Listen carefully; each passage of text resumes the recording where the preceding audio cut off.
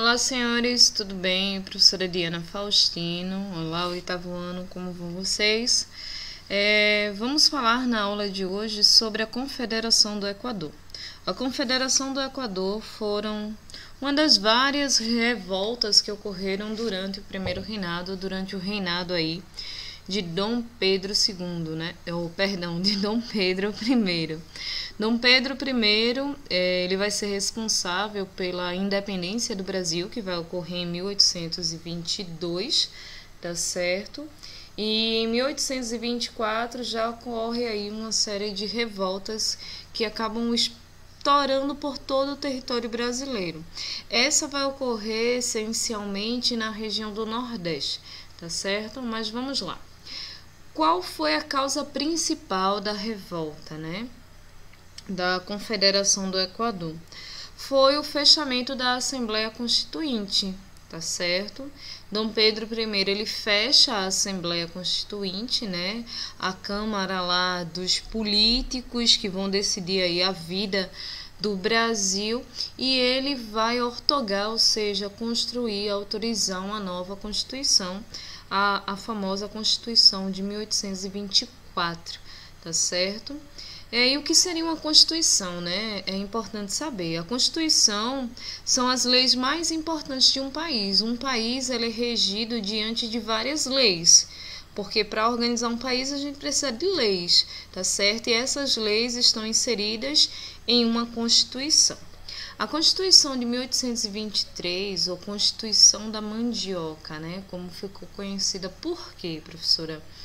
Porque o produto da mandioca é usado para fazer a farinha. E os impostos relacionados, né, ou seja, os alqueires, os impostos relacionados à farinha da mandioca eram muito altos, tá certo?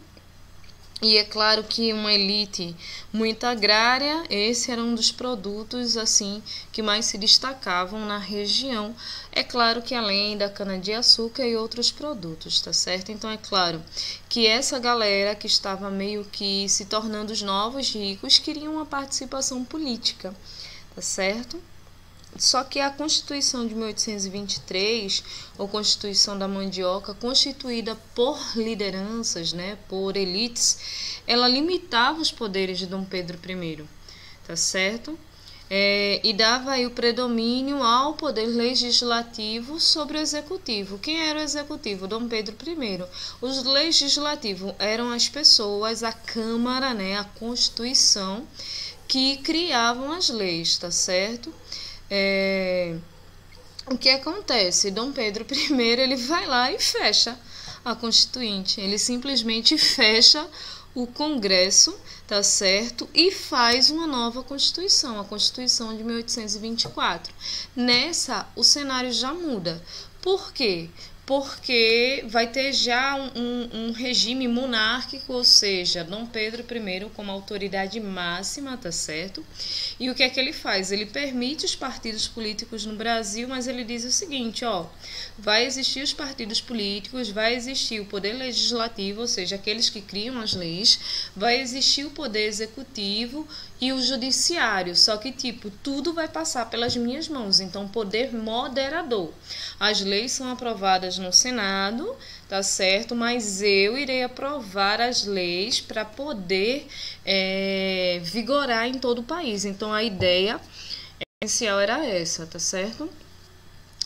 O voto era censitário. Professor, e o que significa um voto censitário? Ou seja, só votava quem tinha dinheiro, só votava a elite. E se você queria votar, então você tinha que pagar para poder votar, o que já limitava o número de pessoas, mulheres, escravos. Não, essas pessoas de forma alguma faziam parte aí dessa votação, né? Não havia essa questão da democracia. Era um período monárquico onde havia uma votação para escolhas de cargos políticos, mas só quem podia atuar em cargos políticos eram as pessoas que tinham dinheiro, tá certo?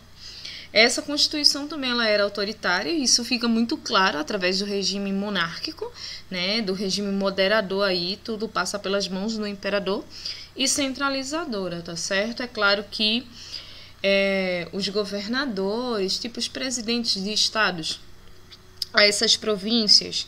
As províncias eram no passado o que são os estados hoje. Essa galera não tinha autonomia absolutamente nenhuma, tá certo? Então vai ocorrer uma revolta contrária à Constituição de 1824.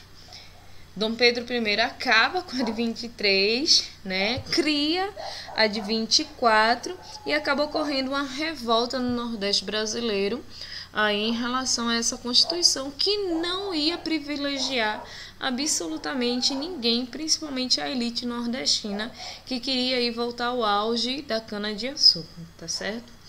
Confederação do Equador, o que foi, né? Foi um movimento político e revolucionário de caráter separatista, ou seja, olha, aqui a gente tá rolando a confederação aqui no Equador, do Equador aqui em Pernambuco, tá certo? E nós queremos nos separar aí do Brasil, tá? Então é claro que a gente quer criar a nossa própria constituinte, queremos criar o nosso próprio governo, criar uma série de coisas. É claro que tudo isso teve motivos, né? E teve o apoio também da população. Por quê? Porque houve uma queda no preço do açúcar, houve uma queda no preço do algodão, que eram produtos assim base aqui em Pernambuco, tá certo? O poder moderador, ou seja, a centralização política de Dom Pedro I, a influência portuguesa na política brasileira, o que fazia com que a elite brasileira não crescesse, né? Tivesse subjugada aos políticos portugueses, né? E sem contar a escolha de Manuel de Andrade para governador aí da província de Pernambuco, tá certo? Português também. E isso acaba trazendo uma revolta, não só por parte da população, mas a insatisfação de fato por parte da elite. Qual era o objetivo dessa revolta, né? A instalação de uma nova Constituição, já que a de 24 não atendia os interesses aí da elite, não atendia aos interesses da população de Pernambuco, tá certo? O fim da escravatura, mas a gente sabe que isso era somente para agradar aos poucos pobres que aderiram aí à revolta, tá certo? Organização de forças resistentes populares, né? A população já estava participando disso. Por quê? Queda no preço do açúcar, aumento nos impostos, isso se refletia na alimentação do povo.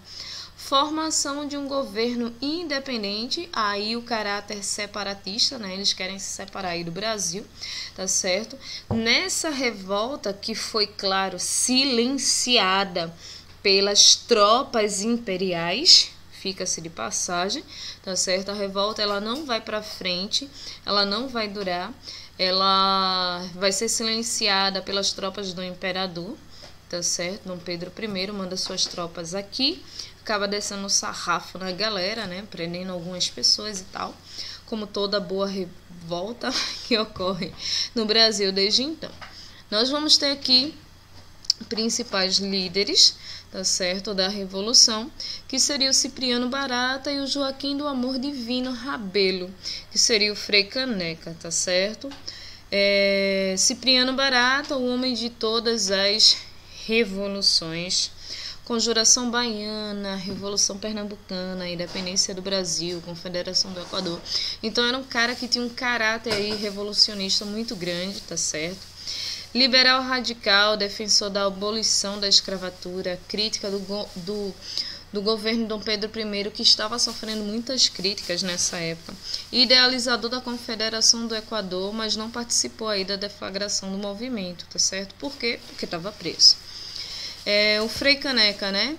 Condenou aí a nova Constituinte. Editava jornais falando mal de Dom Pedro I, tá certo? Era defensor aí do federalismo, contrário ao mandato vitalício dos senadores, ou seja, senador uma vez, senador a vida inteira, não havia votos, não havia uma série de coisas. Contrário também ao poder moderador. Então a gente tinha aí esses principais líderes da revolta. Como eu já disse a vocês, como toda e boa revolta no Brasil, acabou como? Bom, silenciada, tá certo? Essa foi a nossa aula de hoje. Para vocês, um cheiro. Fiquem com Deus e até a próxima aula. Bye, bye. Tchauzinho.